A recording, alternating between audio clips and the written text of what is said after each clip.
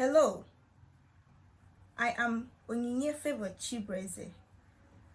I'm a certified Igbo linguist, and over the years, I have been carrying out research in Igbo language.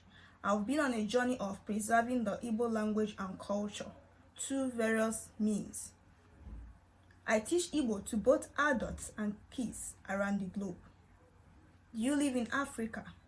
Do you live in other continents? Sign up for the Igbo language class. You don't need to feel shy. So we're going to start from the basic Igbo knowledge to the complex one. Are you a foreigner married to an Igbo person? You don't need to be afraid. I'm going to teach you the language to be able to communicate with your spouse, with your relative. My class is a very lively one. You don't need to feel bored. You won't feel bored. There we go. I'm Onyinye Favor Chibreze. I'm onye nkuzi asụsụ Igbo. M nwere BA na linguistics na Igbo language na mahadum. Akụziri ma ndị okenye ma ndị ụmụntakịrị asụsụ Igbo. Kedu ihe bụ ebumnobi gị ji wee chọọ ịmụ asụsụ Igbo?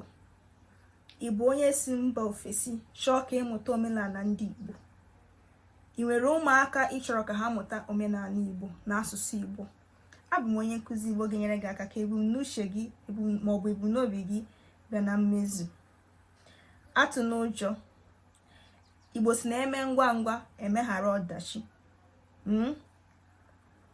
Ibido taa, ibidoro n'oge karịa na ibido chacha. M ga-eme ka asụsụ Igbo tọọ gị ụtọ ọmụmụ.